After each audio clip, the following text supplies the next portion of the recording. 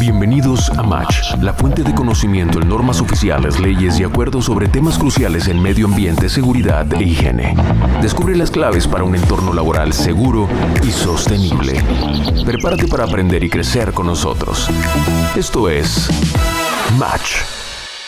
Señores y señoras, bienvenidos a Match de nuevo y otra vez, como en el póker de ases aquí otra vez. Tengo muchos sin verlos. Sí, bastante llevamos sin vernos. Bienvenidos a este otro episodio más. Hoy vamos a hablar de fuentes fijas y vamos a hablar de contaminación atmosférica, es decir, las fuentes fijas que generan contaminación atmosférica.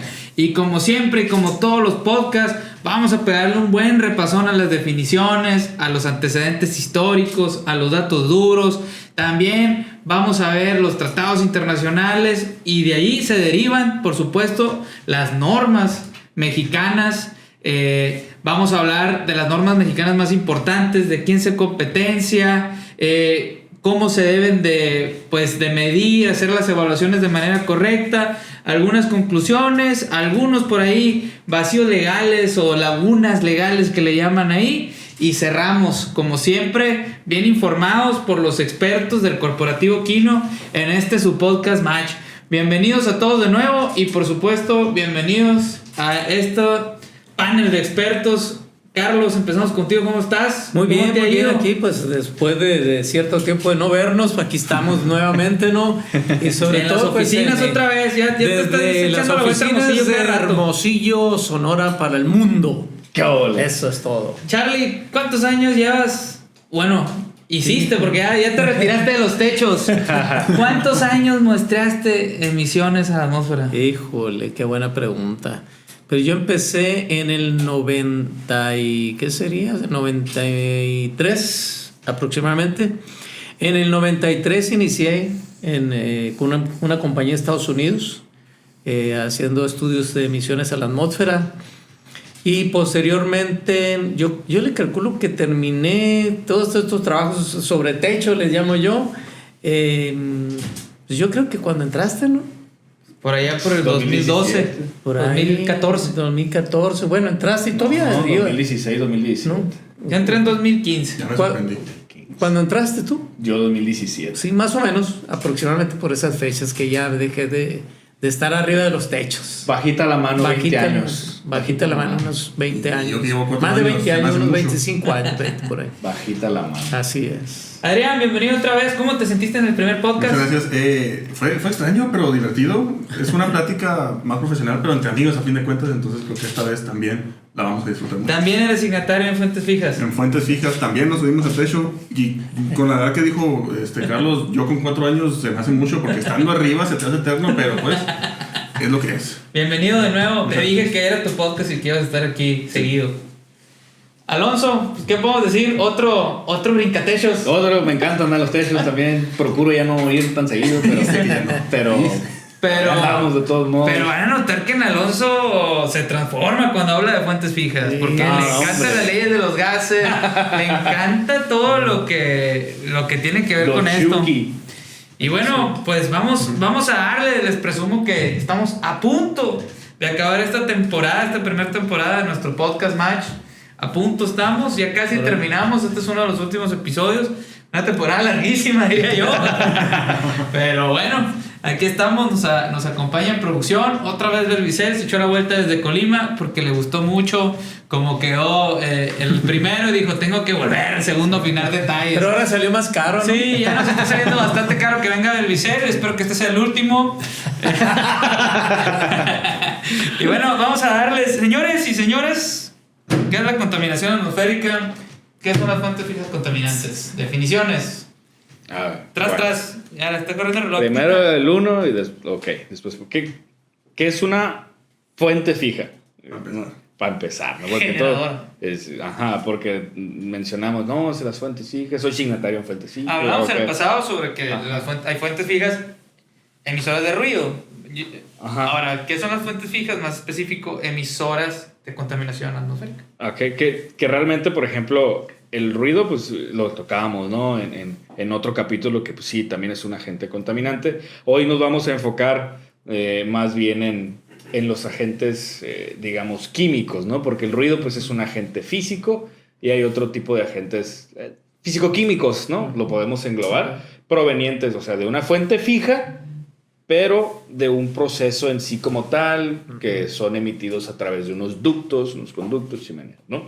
Entonces, la fuente fija es la instalación general que por su proceso, por la naturaleza de sus procesos, puede generar contaminaciones y emitirlas hacia la atmósfera, ¿no? O sea, la fuente fija. Digamos que en términos fáciles para que lo entiendan de manera más sencilla es pues toda la empresa. El establecimiento. Todo el establecimiento. Muchos, a lo mejor existe una confusión, es normal, digo, que dices, es que tengo 3 fuentes fijas, porque pues son las chimeneas, ¿no? Ah, bueno, no, tienes 3 chimeneas, o sea, es una fuente de contaminación, pero una fuente fija es el establecimiento. Es el establecimiento, como que es importante porque la gente suele confundirlas con las fuentes móviles, que son los automóviles y los camiones, que también contribuyen significativamente a la contaminación del aire, pero no están fijas. Es correcto. Sí, ajá. Se quedan con la definición, quieren agregarle algo más, quieren ampliarla, les hace sentido. Es correcto, la definición de fuente fija es un establecimiento.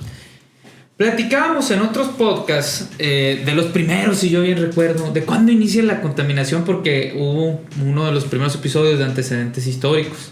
Sí, no estuviste, no lo has visto porque no ha salido al aire, pero hago un poco de recuerdo que uno de ellos decíamos que una de las primeras fuentes, o decirlo, no fuentes, sino pues que se encontró en una muestra, la primera muestra más antigua de contaminación creada por el hombre en las emisiones. Data de una contaminación atmosférica que fue en un bloque de hielo en el glaciar de Quelacaya de los Andes, allá en Perú. Es la evidencia más temprana de contaminación atmosférica a gran escala. Se produjo alrededor de los años 1540 durante la colonización española, con el auge de la producción de plata. Fíjate, desde que empezaron a producir plata se empezó a generar contaminación atmosférica. Fíjate, los vientos llevaron nubes de polvo de plomo hasta 500 millas al noroeste en Perú, donde se depositaron en un glaciar que hasta por ahí en 2013 lo descubrieron y lo analizaron y desde ahí viene. Y bueno, de ahí viene pues muchos antecedentes sobre la contaminación atmosférica que provee, o sea, que data de las fuentes fijas, que sale de las fuentes fijas como lo platicamos. Está la revolución industrial, lo hemos tocado de nuevo en todo el podcast. No vamos a ahondar mucho porque sabemos que ustedes ya tenemos nuestro fandom que ya sabe de esto, pero hubo eventos que no sé si ustedes sepan, algunos eventos muy interesantes a gran escala que dejaron marcados a la gente, al mundo, y de ahí se empezaron a tomar medidas. En 1952 hubo un gran smog en Londres. ¿Un gran qué, perdón? Un gran smog. Ok. Fue uno de los eventos más notorios relacionados con la contaminación del aire, que ocurrió en diciembre de 1952, cuando un smog espeso cubrió la ciudad de Londres durante varios días. Se estima que este evento provocó la muerte de aproximadamente 4,000 personas. Wow. Por enfermedades respiratorias y cardiovasculares agudas. No me lo sabía. Entonces, desde ese desastre se hizo la primera ley sobre la calidad del aire en Londres en 1956, allá en el Reino Unido, que buscaba restringir el uso de combustibles altamente contaminantes en la industria y en los hogares. Eso fue uno de los primeros eventos. Después hubo otra gran contaminación del aire que duró 30 años en Estados Unidos. Durante este periodo, muchas ciudades estadounidenses experimentaron niveles grandes de contaminación del aire. Por ejemplo, Los Ángeles, que impulsó la creación de la primera agencia de control del aire en Estados Unidos y eventualmente llevó a la promulgación de la ley del aire limpio, el Clean Air Act, en 1970.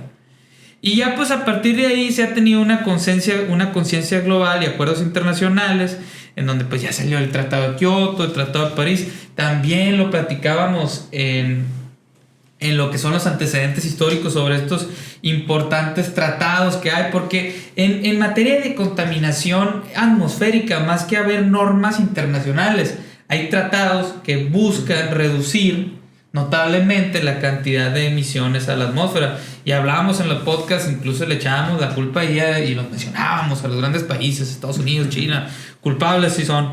Entonces, sobre todo esto, ¿no? Que bien ellos apoyan cosas como el protocolo de Kioto, el acuerdo de París y todo eso, donde se trata de minimizar estas emisiones, y desde ahí derivan cada país sus propias normas para la contaminación del aire. No vamos a andar mucho en eso, los invito a que vean los antecedentes históricos en nuestros primeros podcasts si no los han visto, para que sepan más de estos tratados, ¿no?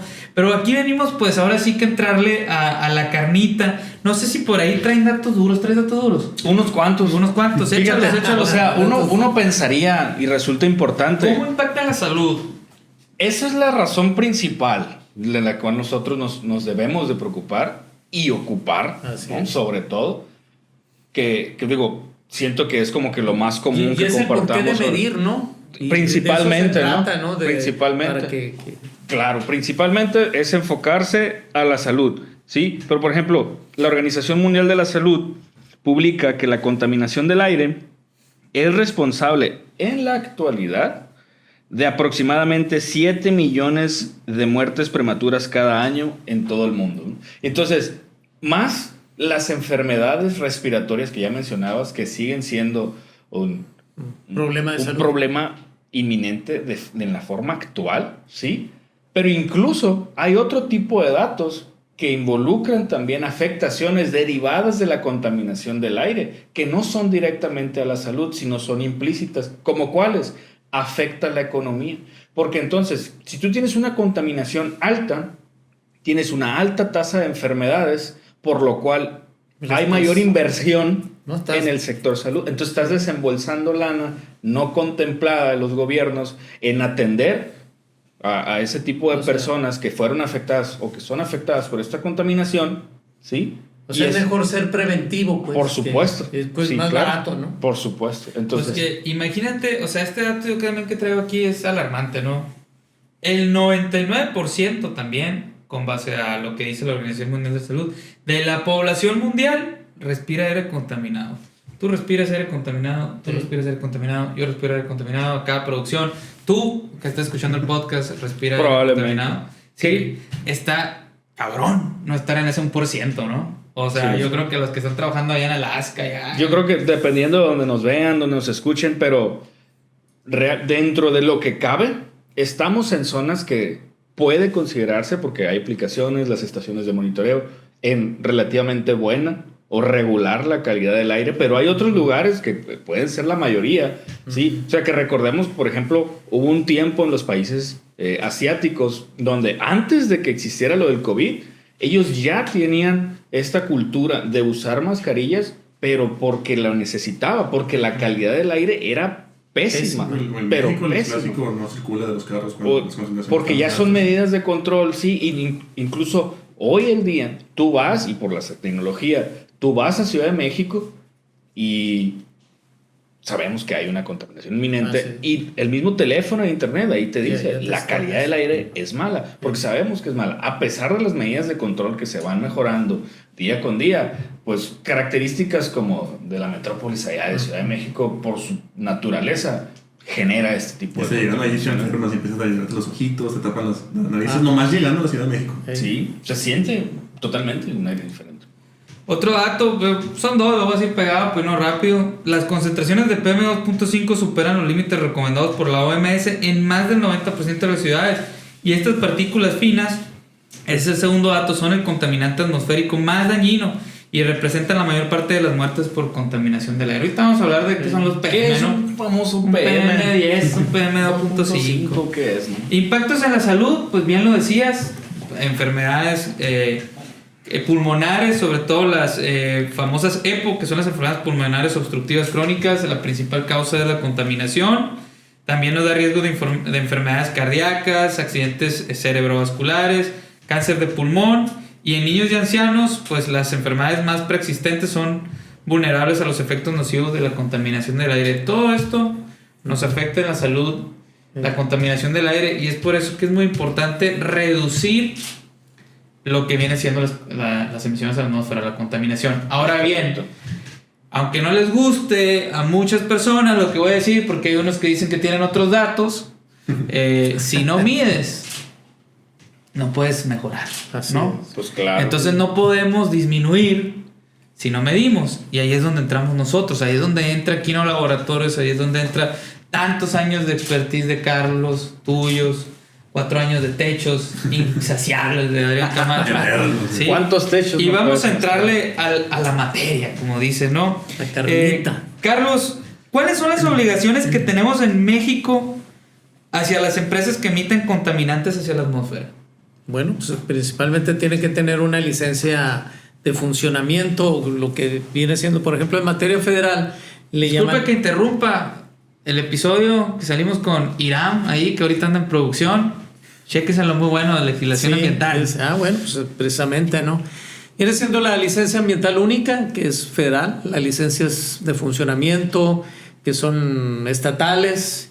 Los municipios también tienen sus propias licencias de funcionamiento municipal, que son las que autorizan para que puedas tener una fuente fija emisora, no un ducto, una chimenea, y que pueda ser medible, y que pueda ser controlable y que pueda ser vigilada. ¿Sí? Esas son las obligaciones que son tienen. obligaciones. Cualquier establecimiento que tenga una fuente fija emisora está obligado a tener una autorización municipal, estatal o federal, depende de la competencia. Más o menos en México tenemos 11 normas para emisiones que son ECOL, 6 normas para concentraciones ECOL y 7 normas para concentraciones competentes SCA, que es la Secretaría de Salud. Vamos a entrar ahorita en detalle en las normas generalmente más comunes, pero yo también quisiera preguntarte a ti, Carlos, ¿quiénes y cómo vigilan el cumplimiento de estas normas, esta cantidad de normas que te acabo de decir? ¿Quiénes y cómo las vigilan? ¿Cómo la vigila la Profepa? ¿Qué le toca a la Secretaría de Salud?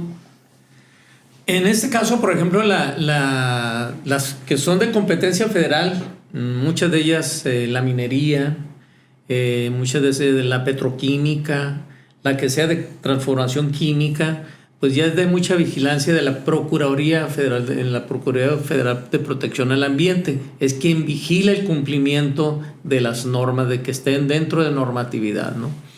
En materia del Estado, pues es la industria en general la que no es de competencia federal, la industria maquiladora, de la extractiva, en fin. Hay muchas empresas que son de esta índole. Las vigilan los estados a través de sus procuradurías ambientales o de los departamentos de inspección y vigilancia, ¿no? Uh-huh. En los municipios lo vigilan normalmente el área de desarrollo urbano y ecología de cada municipio. Entonces, es por parte de la inspección y obviamente, como siempre les he dicho, todo lleva un procedimiento administrativo, el cual se tienen que llevar a cabo para poder hacer una inspección y vigilancia para el cumplimiento de las normas de emisiones a la atmósfera. Alonso, hay unas normas de competencia de la Secretaría de Salud. ¿Qué sabes de eso? Mira, pues obviamente la Secretaría de Salud, al final de cuentas, todas las normas buscan el bienestar del medio ambiente, evitar la contaminación, sí, porque obviamente hay un riesgo, ¿no? Las de Secretaría de Salud... O sea, disculpa que te interrumpa, pero hago el análisis porque pues ya llevamos 7 episodios y nunca se había tocado una norma que tuviera que ver la Secretaría de Salud. Que tuviera que ver la Secretaría de Salud. Sí, porque obviamente este agente contaminante que es emitido por este tipo de procesos, pues puede llegar a impactar, no digo que los demás no impacten, pero de una forma más grave, más severa, es correcto. Entonces, pues ya la Secretaría de Salud toma cartas en el asunto y publica normas en particular. Por ejemplo, yo te puedo decir que estas de la calidad del aire, que ahorita mencionabas algo de PM 2.5, o sea, para los que no a lo mejor están familiarizados con ese tema, o sea, PM 2.5, o sea, son partículas de tamaño, o sea, PM de micraje, ajá, que de 2.5, o sea, tienen aproximadamente un 2.5 diámetro de micraje, ¿sí? En micros del tamaño de la partícula, ¿sí? Y lo mismo aplica para 2.5, 5, 10, o las que involucran ya las completas, que son las PST, o sea, todas las partículas suspendidas totales, ¿sí? Ok, entonces nos decías, Carlos, que a través de la licencia ambiental integral, las licencias de funcionamiento, se controla, ¿no? Uh-huh. Se vigila. Pero la licencia generalmente se emite, pues no una sola vez, pero cuando empieza operaciones o cuando hay actualizaciones. Uh-huh. De manera anual, ¿cómo y dónde se reportan estas emisiones? Por lo general, por ejemplo, la licencia ambiental única para la licencia que para las empresas que generan emisiones es a través de la COA federal, la cédula de operación anual. Y normalmente así se llaman también a nivel estatal. Hay un formato que se llena también donde se ponen los resultados de las emisiones y también el inventario de emisiones a la atmósfera. Entonces, como hablábamos en el podcast pasado de ruido, que se reporta el ruido anualmente en las COAs, también se hacen las emisiones. Anualmente. Y ahí sí, obviamente, dependiendo de la norma, dependiendo del contaminante y dependiendo de la norma, te marca la periodicidad también. Ahorita nos los puedes explicar a lo mejor aquí también. Por ejemplo, las normas de los gases, de gases de combustión, dependiendo del equipo, de la capacidad de los equipos, tanto de que, por ejemplo, caballos caldera, este de 5, este de 10 caballos caldera, este de 150, de 300. Todo depende de la capacidad, será la periodicidad que te establece la norma. Pero para fíjate, medir. qué interesante lo que dices, porque a veces, digo, yo de joven estaba muy... De joven, yo estoy viejo ya. Yo cuando estaba en la secundaria, hace algunos ayeres ya, aunque yo no lo siento así, pero la verdad es que sí. Pues yo leía sobre el calentamiento global y yo me puse a leer sobre el calentamiento global y me apasioné un poco sobre el protocolo de Kioto y todo eso. Entonces tú a veces no conectas de dónde, cómo saben los países que están emitiendo tantas emisiones y a cuánto las van a reducir. Y qué interesante que ahora en los años que he trabajado aquí en el corporativo, con el laboratorio, que sea acerca de la COA, todo eso, pues desde ahí viene esa información, ¿no? Eso es un sistema al final y al cabo que está hecho para medir, reportar y que a nivel macro sí se usa, porque México entonces agarra todas sus COAs, todo, hace su inventario de emisiones nacional y va y rinde resultados ante la protocolización de Kioto, por ejemplo, y dice, hey, yo sí me la rifé. Y mucho tiene que ver el endurecimiento de las normas cada ciertas décadas con estos tratados, ¿no? Hoy te dan tanta permisidad y mañana dicen que hay que cortar más las emisiones y entonces se cambia la norma, ¿no? Entonces depende de la zona también, ¿no? Así es, entonces qué interesante todo esto, ¿no? Ahora bien, pues vamos a empezar a desglosar las normas, pero yo sí quiero hacer hincapié, quiero hacer una pequeña detención, ¿no? Detenerme un poco para analizar algo que es muy común con lo que nos topamos, información que yo considero crucial para nuestros clientes, que es acerca de lo que es la conducción de los gases, la conducción correcta de los gases, cómo deben de estar establecidas esas fuentes fijas, esas chimeneas.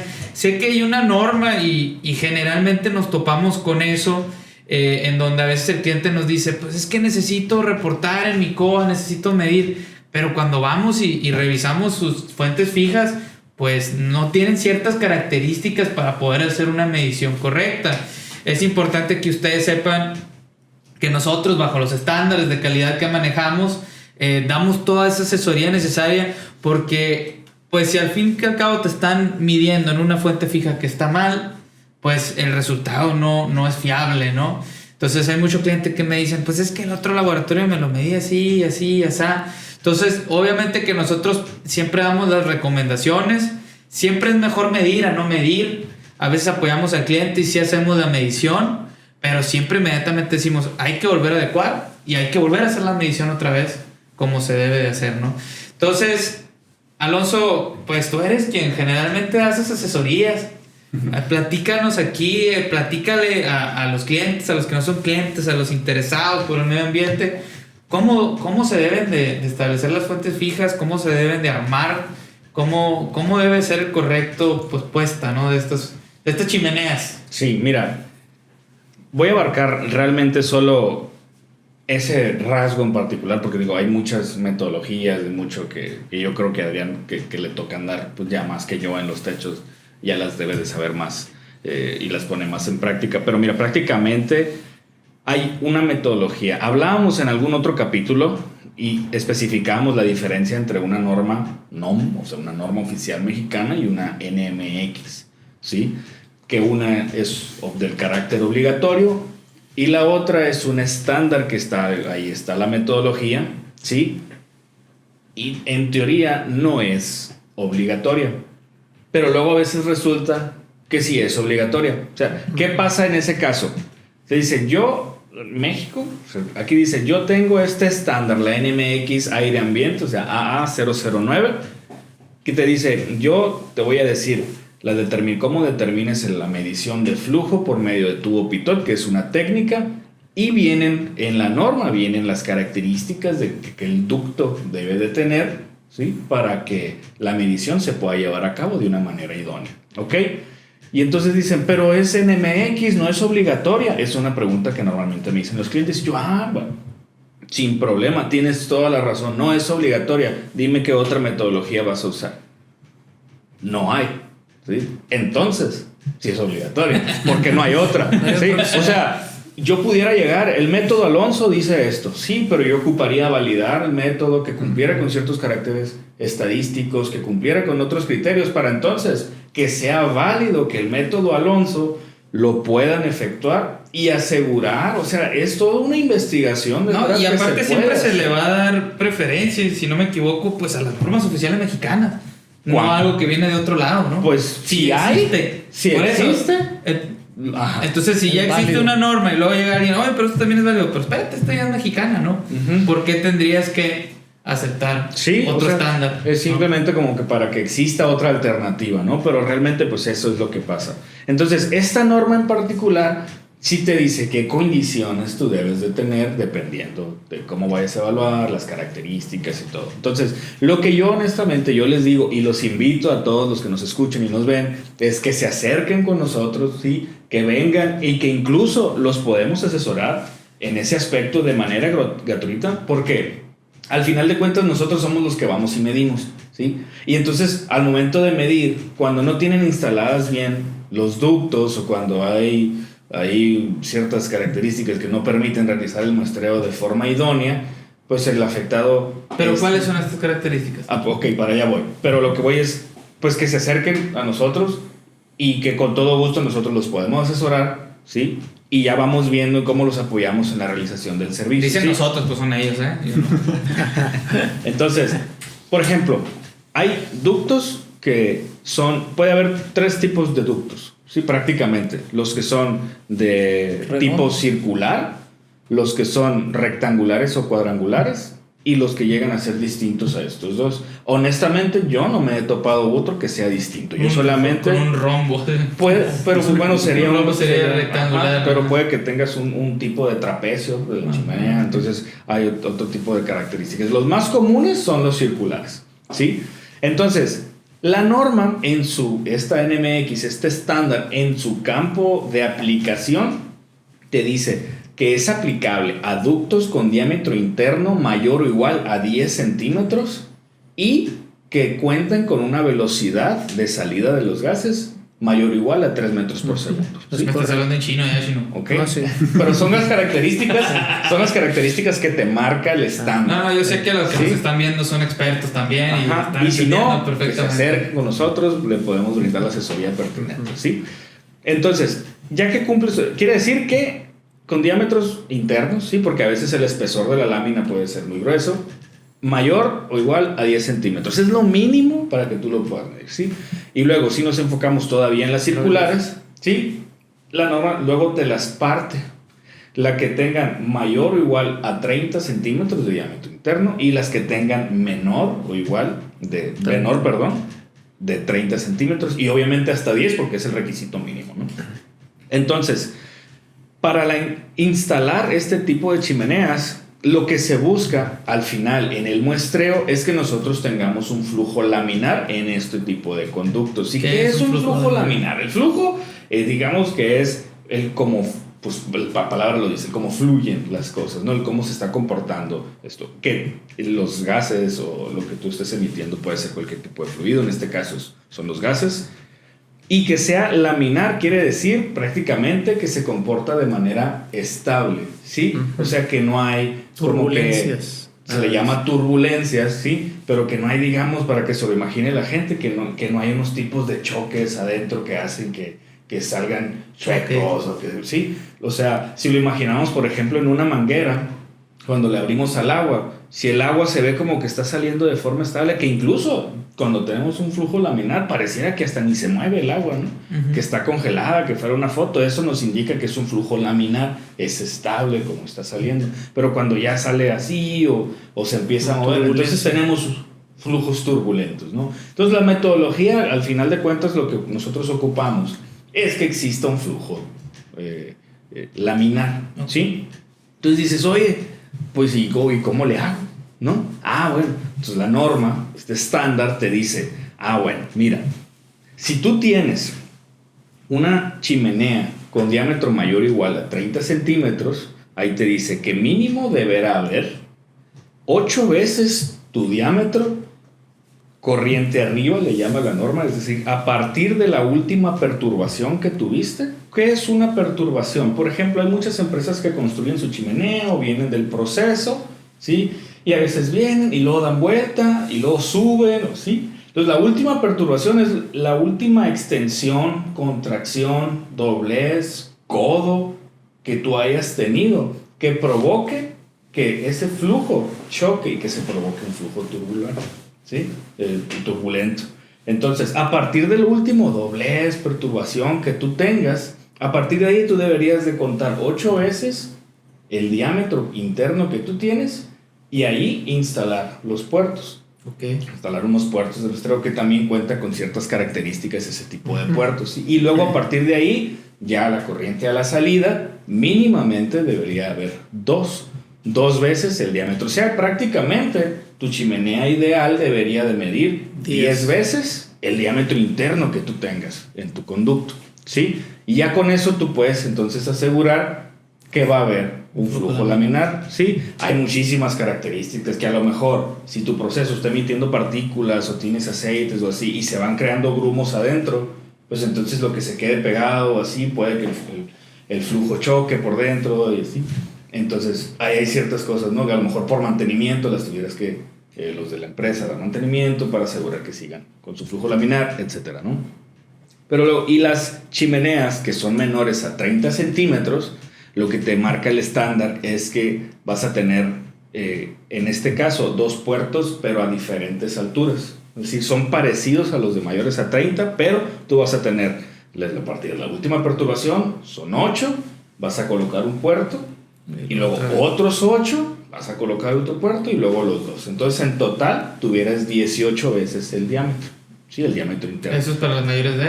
Eso es para las menores de 30. O sea, ¿sí? chiquitas. Y las chiquitas. Entre ¿sí? 10 y 30. Entre 10 y 29.999. Las de 30 ya aplica con el otro método. ¿Qué son los puertos de muestreo que decías? Yo siempre los escucho que es que no cumple con los puertos de muestreo. ¿Qué es un puerto de muestreo? Prácticamente es el lugar donde nosotros vamos a proceder a recolectar la muestra o hacer el monitoreo del contaminante que está saliendo. Prácticamente ese es el lugar, ¿sí? Entonces, el lugar en las chimeneas es una extensión que normalmente incluso en el estándar vienen ilustrados ciertos dibujos para que uno pueda darse cuenta a qué se está refiriendo la norma. No solamente viene con palabras, viene con ciertos dibujos para que te des la idea de cómo deben de estar instaladas. Entonces, estos puertos...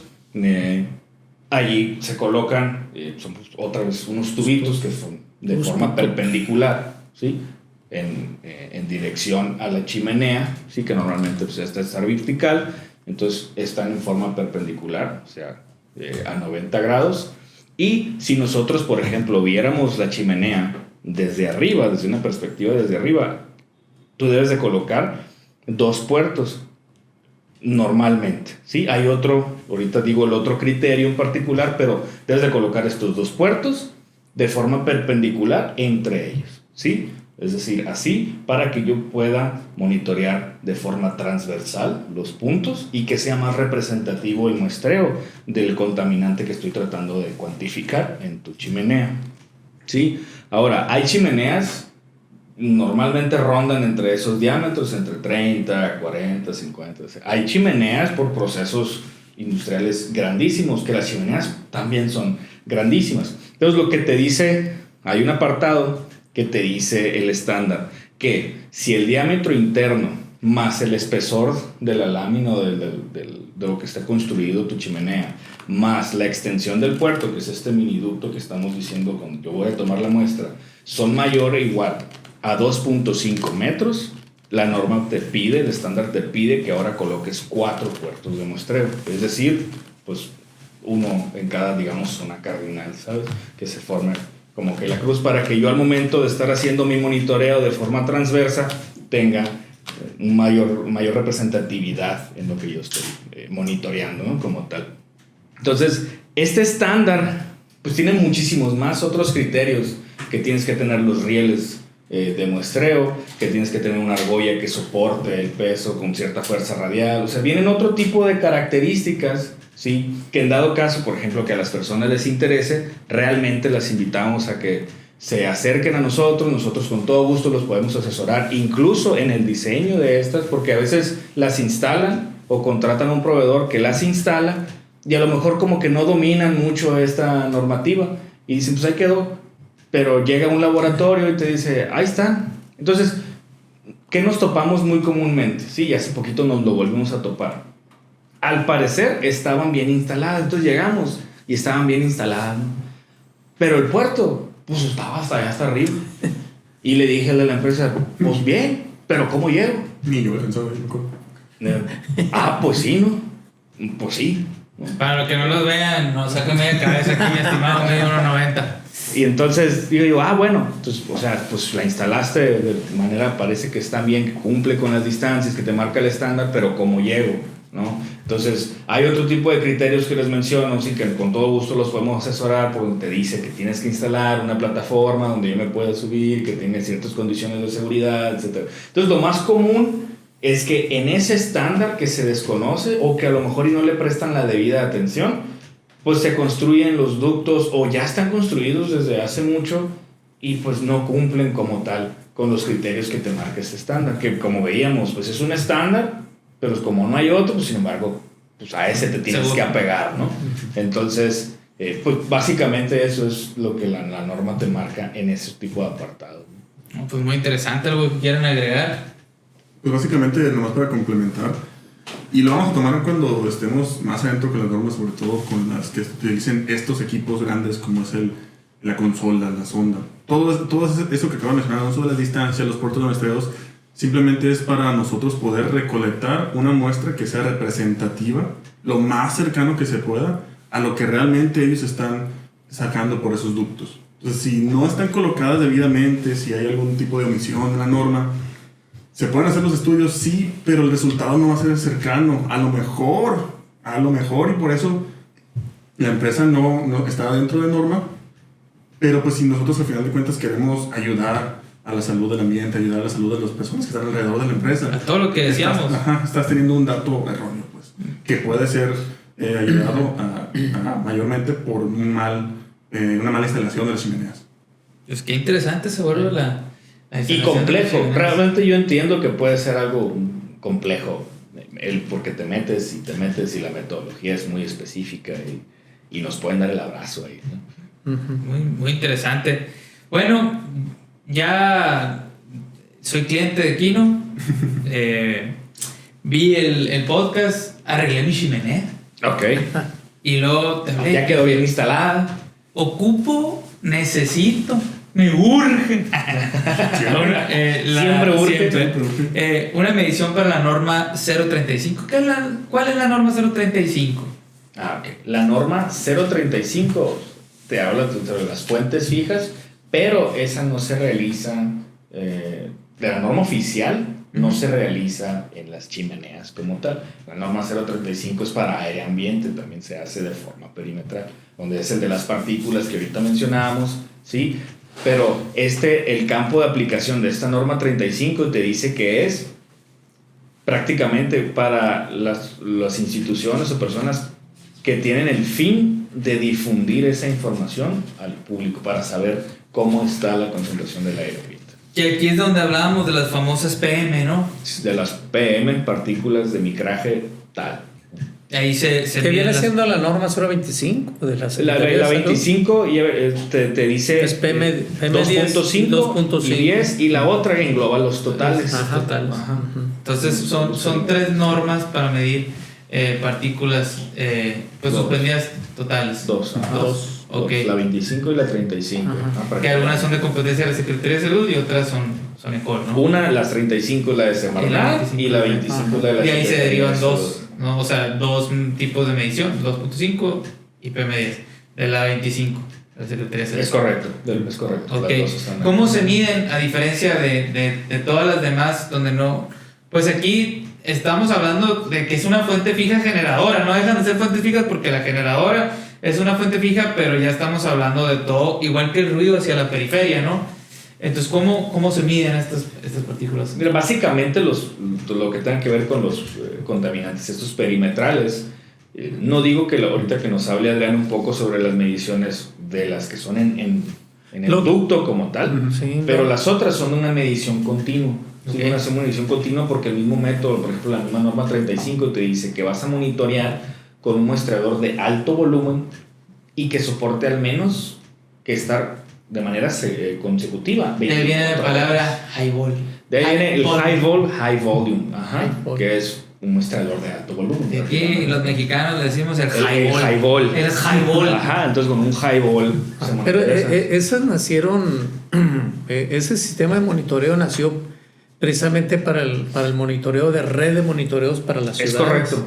Para los como el que tiene Ciudad de México, ¿no? ¿Cómo se llama? Aquí también tenemos, aquí también en las universidades. En Guadalajara, en algunas partes hay este tipo, porque es aire ambiente, pues es correcto. Es de la Secretaría de Salud y ahí le corresponde realmente al municipio, ¿no? Estarlas midiendo y que la Secretaría de Salud la esté vigilando el cumplimiento, que no pasen esos límites. Digo que aquí en Sonora no es tan común, pero en México, Ciudad de México, sí es muy común. Por ahí donde admiten las alertas de que las contaminaciones. Pero aquí también hay zonas de monitoreo.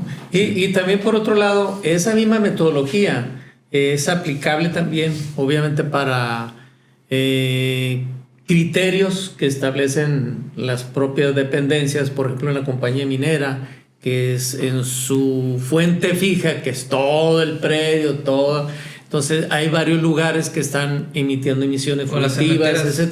Entonces ya es un criterio que se utiliza, donde ellos también tendrán que aplicar esa metodología, en ciertos puntos donde la autoridad le va a establecer que debe de hacerlo de una forma continua. Sí, con la finalidad de proteger a la población, porque es una fuente fija emisora, ¿no?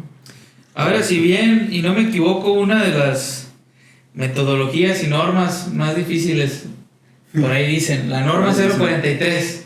¿Qué me dices de la 043, Camacho Camachín? Está muy extensa. Y es un complemento, a fin de cuentas, lo que mencionaba Alonso, las TNMX. Esta la complementan cerca de 4. Ya mencioné la primera, que es la del cómo calcular el flujo a través de un tubo de pitot. También me complementa la humedad. La misma norma no te dice también una metodología, esa te refiere a otra NMX que es para la cuantificación de partículas suspendidas totales. Entonces, es esta aglomeración de NMX para... Que las NMX son estándares. Son estándares mexicanos aprobados para dar este resultado de partículas suspendidas totales. Y de ahí viene mucho trabajo por medio. A ver, cuéntanos cómo mides una fuente fija generadora de la norma 943 es para medir partículas. ¿Cómo mides una fuente generadora de partículas suspendidas totales? Bueno, para empezar, la norma no te lo dice. No hay a diferencia de las de higiene, por ejemplo, la que sí la mencioné es la que vimos en el podcast pasado de ruido ambiental. No hay un reconocimiento en sí, pero como buena práctica que hacemos aquí en Kilo Laboratorios y que recomiendo también a los demás, es que generar un estilo de reconocimiento, a fin de cuentas, es preguntarle a la empresa cómo están sus condiciones en el sitio para prepararte para eso. Si puedes visitarlas antes, mejor. Prepararte ante cualquier situación y ver cómo vas a llegar a ellas para empezar, es lo primero. Muy importante para el cliente, ¿no? Sí. Porque a veces el cliente es desesperadito y no vengas, yo las quiero mañana, las quiero ya. Pero pues, la importancia de una buena medición está en saber a qué vamos a atacar, por decirlo así, y también salvaguardar la seguridad personal es ir a ver qué condiciones está para tomar las medidas de seguridad correctas, ¿no? Sí, por sobre supuesto. todo de seguridad. Más que nada porque el equipo es pesado, pues son en techos arriba de 3-5 metros, en la que nosotros tenemos que estar seguros en todo momento y es algo que nos tienen que proveer a fin de cuentas. Entonces, Ahí me detengo, va de nuevo como la vez pasada. Control C, Control V del podcast pasado, equipos. Pero equipo dio Alonso. ¿Qué se necesita para medir las partículas suspendidas totales? Y no sé si sepan ustedes, pero a mí me toca ver la parte administrativa y yo nomás cuando veo que se va a calibrar una consola llega un cuentón y un friego de conceptos. A ver, explícanos a todos por qué. Ok, mira, el estándar 10, la NMX 010, es sí, para la determinación de la cuantificación de partículas sólidas totales que fluyen a través de un conducto mediante un método que se llama isocinético, ¿sí?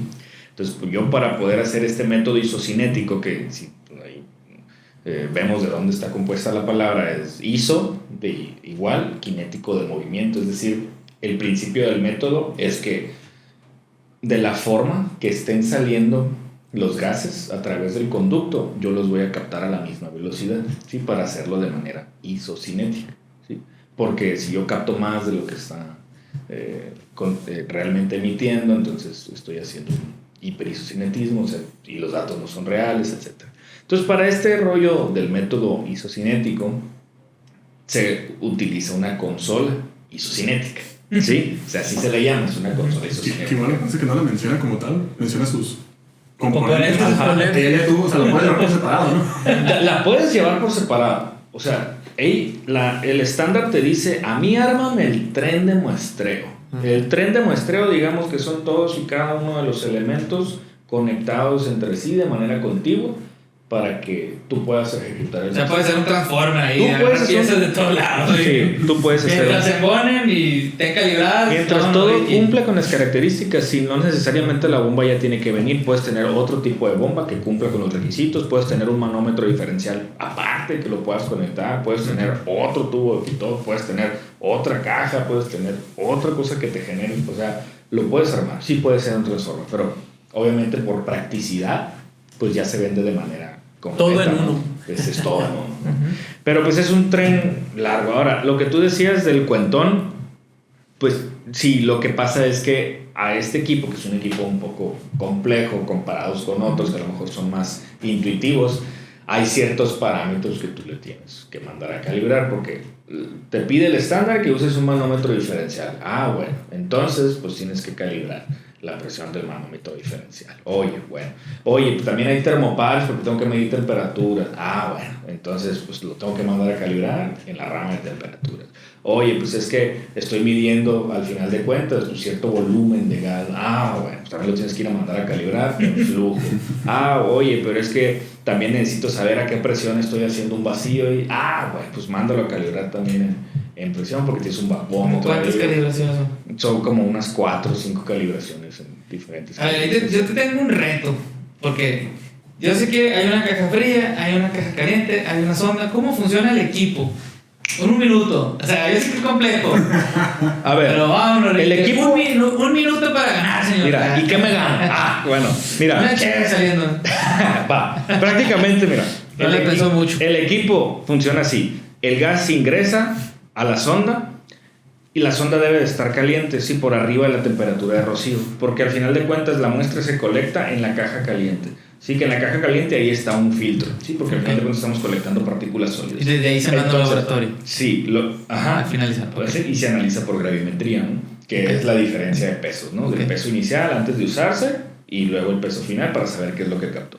Entonces, nosotros tenemos que se llama caliente porque tú le das calentamiento. ¿Cuál es el propósito? De que esté más caliente que los gases que están viniendo para que no condensen, ¿sí? Porque lo que yo quiero es que no se quede humedad en mi filtro, ¿sí? Porque es muy sensible a la humedad. O sea, puede aguantar, por la fibra de vidrio, aguanta temperaturas muy elevadas, pero tiene afinidad a la humedad. Entonces es muy fácil que tú captes humedad ahí. Lo que quieres es que no condense.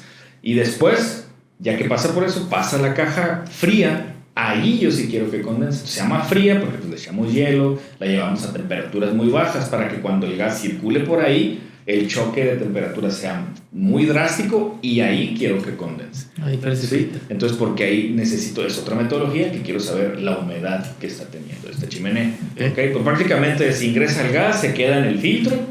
Y lo demás y eso. Entonces, hasta el filtro, digamos que hasta ahí llegaron las partículas. ¿Sí? Okay. Entonces, al final de cuentas, todo lo que estuvo antes en contacto con el filtro, todo lo antes, yo tengo que asegurar que ahí no se me haya quedado también material particulado. Entonces, todo lo que estuvo antes del filtro, yo tengo que efectuar un lavado y el estándar dice que hagas un lavado con acetona.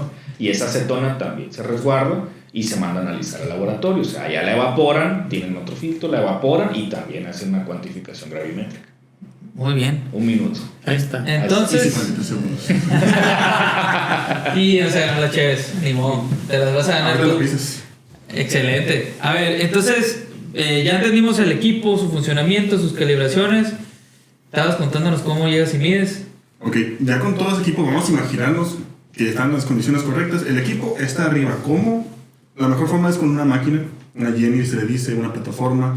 Si no, pues a puro brazo, cuerdita, siempre y cuando sea seguro. Les invito a todos los proveedores que tengan su línea de vida bien puesta para nosotros utilizar el arnés y subir el material de forma segura. Ok, ¿cómo iniciar esta? Es una muy buena pregunta. ¿Cuántas personas se necesitan? Y creo que 3 puede ser lo mejor, entre 2 se puede hacer de buena forma correcta. Ok. Porque ya dependerá de la chimenea si cierto equipo se queda en trabajo o arriba. Ok. Dependerá de cada instancia. Y del tamaño de la sonda. Y del tamaño de la sonda, del cordón que los conecta entre la que es al final que hay que de llevar la caja fría extensiones. a todo lo demás. Hay que llevar extensiones eléctricas, que por cierto la NMX09 te dice que debes tener conexión eléctrica en las plataformas o cerca de la chimenea. Y Correcto. tienen, generalmente. No. Y... Apúntale ahí, bro. Pero a fin de cuentas... Creen que nos hacen difícil el trabajo, luego creen que está facilito. O sea, aquí en Kino resolvemos todo, pero si tiene su chiste. Y es interesante, ¿no? Al final de cuentas, ya teniendo todo conectado, todo correcto, no es como que yo voy a medir una chimenea y ya. Como mencionaba Alonso, es un muestreo de forma isocinética. Y para yo asegurar que eso mismo, el isocinetismo, tengo que saber la velocidad de los gases, la presión, la temperatura, para igualarla con la consola, con el equipo que viene ahí para calentarla, con la caja caliente, la fría, etc. Para eso se hace un muestreo que se le llama preliminar. Okay. Que me da toda esta información que necesito yo antes de hacer mi muestreo. Bueno, ahí no se colecta algo que vaya al laboratorio, sí se toma datos de humedad preliminar para empezar a hacer todos tus cálculos importantes, pero te da esa información vital para ya hacer tus corridas definitivas, se les dice. Son 2 de 1 hora, el preliminar dura media hora. Okay. Ya con esa información... Estamos hablando de 2 horas y media. Y demás. Ahorita entramos en los detallitos que te hacen hacerte un poquito más tardado. Tienes la información, ya dices ingresadas de preferencia en una computadora. Se puede hacer a mano, no se lo recomiendo. Es mejor tener una herramienta ya calculada y aprobada. Ahí a nuestros contadores, apúntenlo ahí, porque los chavos no se llevan computadoras. Pero una que aguante estar en el sol, güey. Sí. Porque, o sea, luego la pantalla, estamos en el sol, pues, ¿sabes cómo? Entonces la pantalla y luego le pones negra. Me ocupan de esas que usan los policías al otro lado, ya. Sí, unas así hardcore. Entonces, ya en la definitiva es donde empieza lo divertido. Decimos 2 horas, hecho bien, se te va a ir volando. Porque tienes, vamos a decir, 2 personas, uno que está con la consola y otro que está con el equipo. Entonces, el que está en la consola dice, arrancamos, y este vato, pues, acomoda la sonda donde tiene que ir en ciertos puntos de muestreo que la norma 09 NMX09 te dice dónde, y el vato que está en la consola está capturando los tiempos que lleva la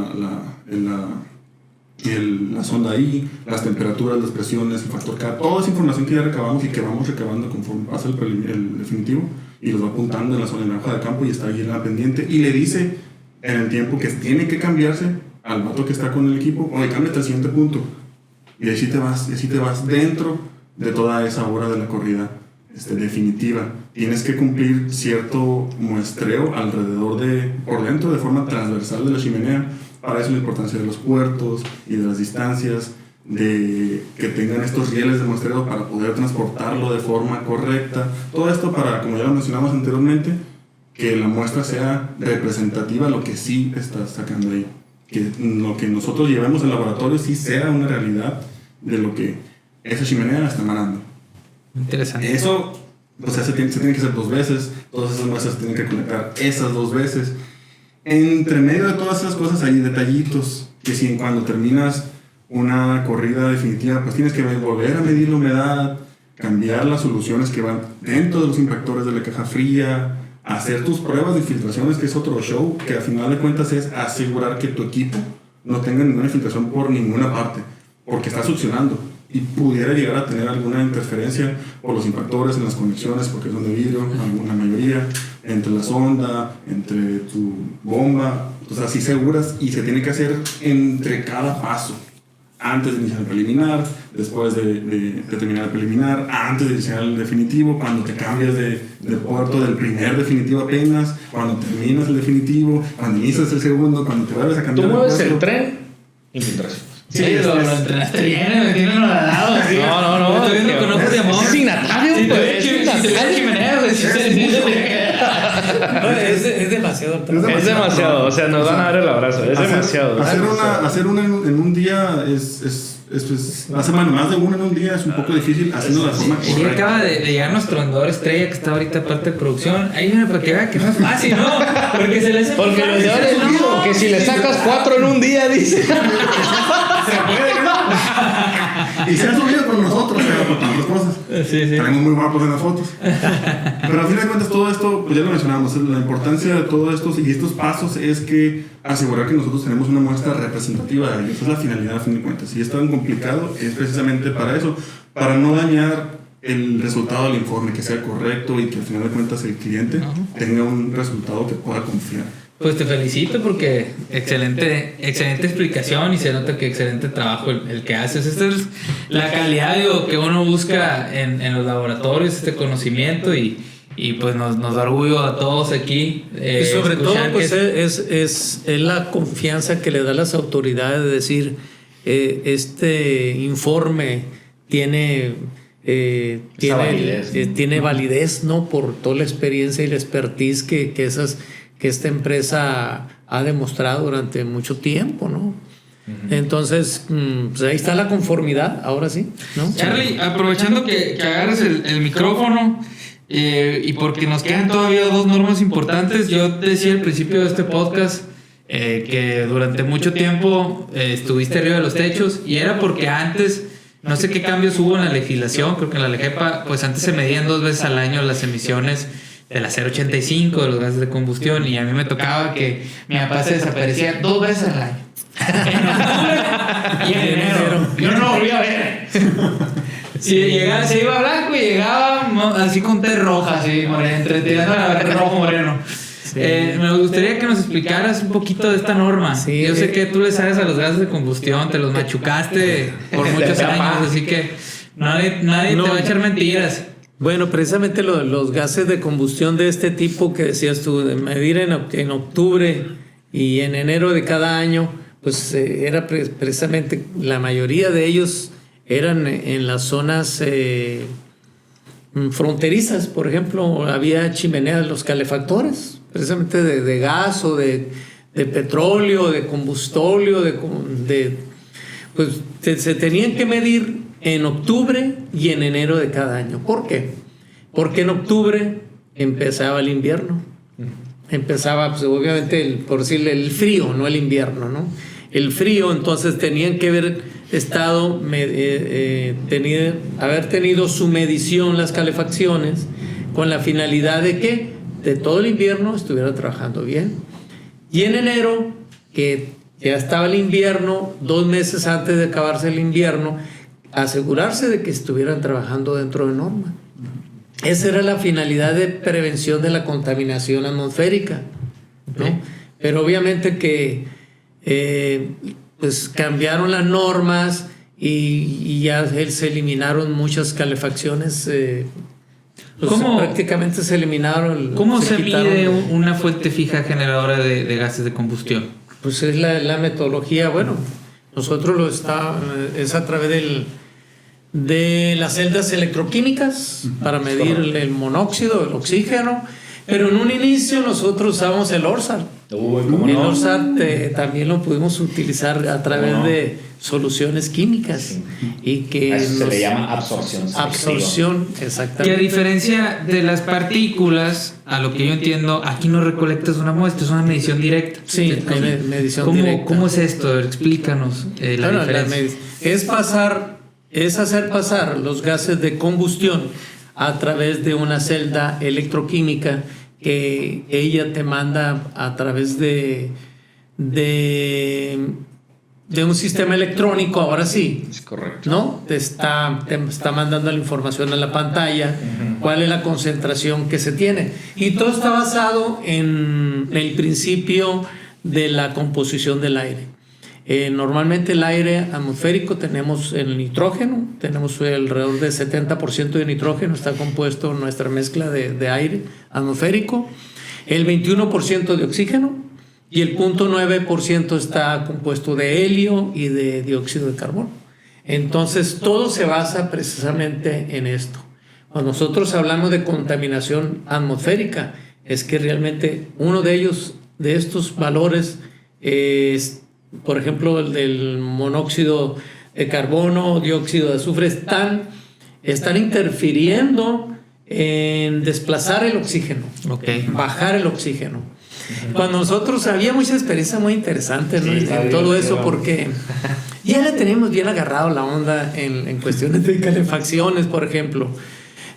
Una empresa que tenía 10 calefacciones, pues decía cada 15 minutos deberás de medir, o cada 5 minutos vas a tomar una medición.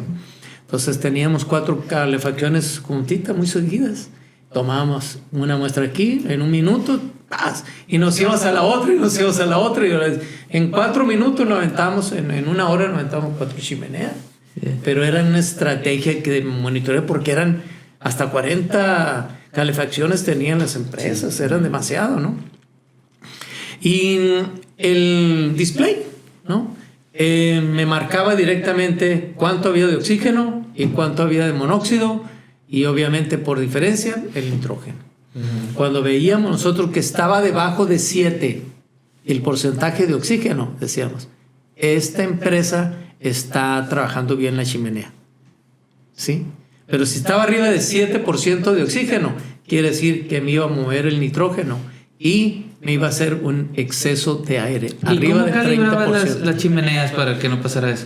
Las celdas. Bueno, es que yo me acuerdo que podías hacer ajustes en las chimeneas, ¿no? Mira, era el sistema que a través de las celdas electrónicas, como lo utilizaba el ORSAT, el Bacharach o el Sensonic que teníamos, decía que la calibración era al aire libre. Tú lo prendías, el equipo, y si fuera lejos de la chimenea, y iba a jalar aire libre, limpio, para que se estabilizara. Y automáticamente en 3 o 5 minutos el equipo ya entraba, que ya estaba listo, y te marcaba el display que ya estaba calibrado. Y era como empezabas tú a muestrear. ¿Sí? Era el sistema. Pero también nosotros mandábamos nuestros equipos a calibración, porque nos pedía un certificado de calibración. ¿Cómo lo hacían ellos? Bueno, a través de otros sistemas. ¿Qué calibraciones debe de llevar un equipo de celdas electroquímicas? De celda electroquímica, pues es que tú tienes que tener los gases de referencia. Así es. Oye, tú tienes que tener gases de referencia. ¿Pero cómo funciona?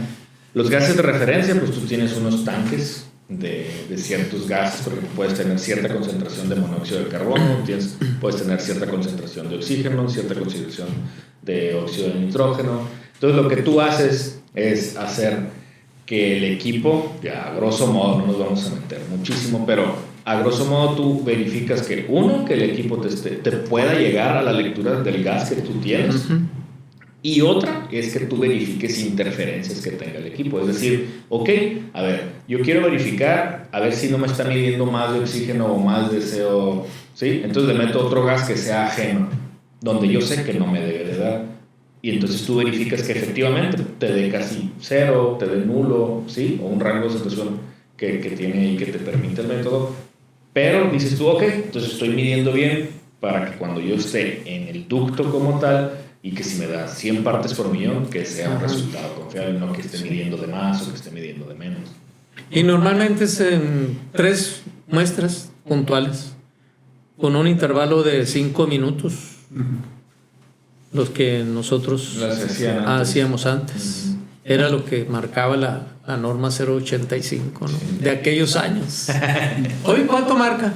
Pues es que para hacer el método de celdas electroquímicas ahora nosotros, pues tienes que acreditar una metodología, ¿no? Ajá, sí. Entonces nosotros usamos unos métodos que son de la EPA. De la EPA. Métodos estadounidenses, sí, de celda electroquímica. Entonces nosotros usamos el 3A, el 7E y el 10, okay. ¿sí? Entonces, estos métodos te dicen que tú vas a efectuar una medición durante 1 hora y vas a guardar cada minuto. O sea, la medición en sí como tal es 1 hora. Pero tienes que hacer tu preliminar, tienes que hacer unas verificaciones, tienes que hacer errores de calibración, tienes que hacer el BIAS, tienes que hacer el drift. Son cosas técnicas que ya nos vamos metiendo, ¿no? Pero prácticamente es eso, son 60 lecturas de 1 minuto cada una, ¿sí? Lo que se puede hacer es que en lugar de, dependiendo de ciertas condiciones que tenga mi corriente, mi flujo, la concentración de los gases, es que yo me puedo quedar a lo mejor en un solo punto tomando mis 60 lecturas, o en 3 puntos a lo largo de eso, o voy a ir haciendo todos los puntos transversales, ¿sí? Dependiendo de cómo se comporte mi corriente. Igualmente, así lo hacíamos nosotros. Interesante. Hablaste de la EPA y ya para terminar, hay un método muy usado en México porque es uno de los contaminantes más comunes, que son los compuestos volátiles orgánicos, conocidos como los COPS. Para esto se usa el EPA 18. El famoso EPA 18. A ver, ¿de qué año? Yo empecé con el EPA 18, fíjate. ¿De qué año el EPA 18? Del 94. Sáquenle pluma. Sáquenle pluma. ¿Cómo se muestra esta metodología? El experto aquí es Adrián. Pues en estos, a diferencia de los gases de combustión que estábamos hablando, estos sí tienen un medio de captura y es algo que se analiza también. Igual que las partículas. Sí, un poco diferentes porque no son estos filtros, porque no se captura de la misma manera, porque no es el mismo tipo. ¿Qué filtro usas? No es un filtro, sino es un tubo de vidrio que por dentro tiene carbón activado entre unas telas para capturar humedad y que en el carbón activado pues viene a reaccionar y se queda impregnadas estas partículas atrapadas. Se absorben. Absorción. Y esas son las que se mandan a laboratorio a analizar. En cuanto a lo que se hace en chimenea, pues es muy parecido a los demás tipos de estudios, porque también tienes que hacer un preliminar con tu equipo y hacer todas tus pruebas. ¿Qué equipo usas? En ese es una bomba que también conectada con mangueras y diferentes componentes. El tren de muestra es muy parecido en ese sentido, pero ya el medio de captura pues son estos tubos que atrapas a través de mangueras y conectores. Es una bomba de vacío. Sí. Sí, todas son bombas de vacío. Entonces ya que tienes tus 2 corridas, porque también son 2 corridas y en cada una van 2 tubos, para tener 4 tubos por chimenea, son las que se mandan a analizar. 4. 4 en total. Antes era 1 nomás. Órale. Sí, son 4, son 2 corridas de 2 tubos, tubo A y tubo B. Entonces terminas teniendo la misma información con los otros métodos, como la velocidad de la chimenea, las presiones, temperaturas, pero ya tu muestra son estos tubos de carbono que se analizan. Y haces una relación de que si a tanto flujo sacas tanta concentración, no, pues al año puede hacer esto. Muy interesante. A ver, estábamos hablando y dijimos mucho que pues cada laboratorio usa sus metodologías y usa sus herramientas de manera diferente. Pero ¿cuáles son los errores más comunes que se cometen en este tipo de muestreos? Y, por así decirlo, pues que aquí en laboratorios ya hemos aprendido a no cometer, ¿no? La diferenciación, ¿no? Pero ¿cuáles son los errores más comunes que puede estar cometiendo un laboratorio a la hora de medir este tipo de normas, todas las que acabamos de repasar hoy? Mira, yo considero primeramente lo principal y lo primordial, ¿sí? Si no tienes un buen muestreo, si no realizas un buen muestreo, no vas a tener un buen resultado. No, claro. Entonces, un buen muestreo implica todas las condiciones de las que hablamos. Tener una chimenea acorde a la normatividad. Tener un equipo acorde a lo que se va a medir. Calibrado, efectuado, tener un sistema de control de calidad, tener personal calificado para poder hacer todo esto. Entonces, ¿qué errores puedes cometer? Bueno, errores instrumentales en la instrumentación, de que un equipo no esté funcionando bien, que no te diste cuenta, etcétera. Oye, que la chimenea pues no era la correcta, y si el cliente tomo te dijo, oye, mídeme. No, bueno, sí, pero te voy a poner ahí que bajo tus condiciones. Hoy se nos pasó el certificado de calibración, resulta que ya estaba vencido, etcétera. Entonces hay omisiones que te pueden llevar a esos errores, ¿no? Y precisamente el sistema de calidad que tú tienes es el que te va a asegurar que no cometas esos errores. Ahora, si detectaste que tuviste una omisión, tienes que volver a muestrear, corregir y muestrear. Y si generaste un documento y que se fue a dar a la autoridad, tienes la obligación también de decirle a la autoridad, hey, están estos errores aquí, esto y esto otro, por favor, vamos a repetir, o no los tomes en cuenta. Es válido, pues somos seres humanos, sí. Cometemos errores, pero los podemos minimizar y los podemos corregir. ¿En tu experiencia, Michelle? Pues para empezar, lo que mencionaba Carlos, el no tener esa, de entrada no tener esa condición en la chimenea, pues ya te da un error un poco grande, pues, porque no tienes esa libertad de a lo mejor poder mover la sonda a través por dentro del ducto para hacer tu muestreo de forma transversal, el no utilizar de forma correcta, por ejemplo, las válvulas de la bomba para que entre más fuerte o que jale más o que jale menos también. Pero al final de cuentas todas esas son cuestiones con mucha comunicación que debe tener entre los dos técnicos que vayan a hacer el estudio, porque al final de cuentas no están muy cerca así como estamos nosotros. A veces el otro está abajo de la chimenea y el otro arriba, entonces lo que sí para quitar ese error es la comunicación entre los dos. Llevar un radio, por ejemplo. Sí. Así es. Experto en informes, elementos que debe contener un informe de emisiones a la atmósfera de fuentes fijas. Prácticamente es sencillo.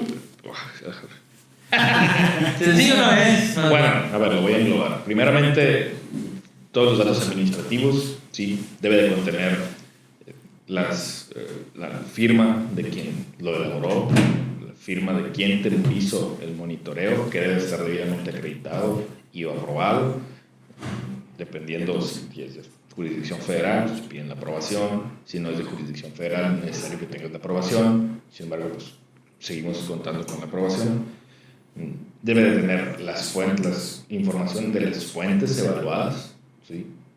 Los resultados obtenidos, cadenas de custodia en donde aplique un manejo de muestras. Que ya lo platicábamos, muy importante en el podcast de agua. En el podcast de agua, que es una cadena de custodia, ¿no? Y cómo se le da la trazabilidad y rastreabilidad al manejo de muestras como tal, hasta desde el monitoreo hasta su análisis, ¿no? ¿El inventario de emisiones? El inventario de emisiones no es obligatorio, pero es un plus que nosotros ofrecemos. Es una práctica que nosotros podemos. Que hay que decirlo, ¿no? Porque muchas de las cosas que nosotros hacemos como corporativo es que hacemos servicios integrales. Entonces, una de las ventajas cuando hay que hacer la COA y que tengas una consultoría con Kindeplan es que nosotros nos encargamos, como somos el laboratorio también, si tú haces el servicio integral de que, oye, miren mis emisiones y repórtalas en mi COA también, tú das la COA, pues nosotros medimos las emisiones, obtenemos los resultados y transformamos esos resultados para que el personal de Kindeplan los introduzca en su COA. Porque muchas veces nos pasa que cuando no es así, pues nosotros damos los resultados del informe, pero todavía hay que hacer ciertos cálculos adicionales para poder saber si estás dentro o fuera del límite y cómo reportarlos a la COA.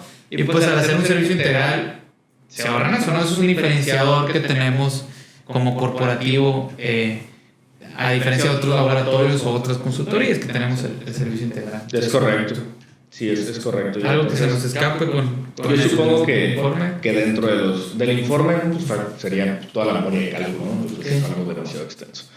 Y yo creo importante mencionar que también O sea, es importante que se puedan acercar con nosotros si tuvieran algún tipo de dudas, que un error no tan común, pero pasa y es un error importante en el que debemos de ocuparnos, es la identificación correcta de los contaminantes que tú puedas estar emitiendo. Sí, porque a lo mejor dices, no, pues nomás me di gases. Oye, pero pues tienes ahí un proceso donde utilizas unos solventes, entonces estás emitiendo compuestos orgánicos, ¿no? También los debes de cuantificar. Oye, no te aplicaba este tipo de neblinas o si te aplica la partícula sólida. O sea, la identificación de los procesos como tal, los generadores de este tipo de contaminantes, es importante que se evalúen de forma correcta y los contaminantes que realmente apliquen, ¿no? Así es. Entonces es un error, sí pasa, pero para eso nosotros estamos, ¿no? Pues para poder asesorarlos, para poder llevar a cabo el monitoreo adecuado, de forma idónea, y que pues tengan unos resultados confiables. Muy bien. Bueno, creo que hemos repasado pues prácticamente la mayoría. Pero es demasiado extenso. Nos pudimos ver amanecido aquí, pero vámonos a las conclusiones, Charlie. ¿Conclusiones? Bueno, pues en lo que respecta de emisiones a la atmósfera, pues yo concluyo que es importante medir para saber mejorar. Esa es una. Y la otra, pues cualquier duda o cualquier inquietud que se tenga por parte de alguien interesado, pues que se ponga en contacto con nosotros directamente. Concluyo esto precisamente con la finalidad de que podemos, como dices tú, otorgar un plus que no les cuesta. Simplemente llámenos, no les va a costar nada la consultoría, la asesoría, decir, este es el tipo de chimenea que necesitas, estas son tus emisiones que debes de medir. Y estamos bien puestos. Conclusiones, mi querido signatario. Pues más que nada, como tú mencionabas al principio, todas las empresas, al final de cuentas, aunque no parezca, porque pues somos muchas, uno puede decir, lo que yo haga, pues a lo mejor no impacta.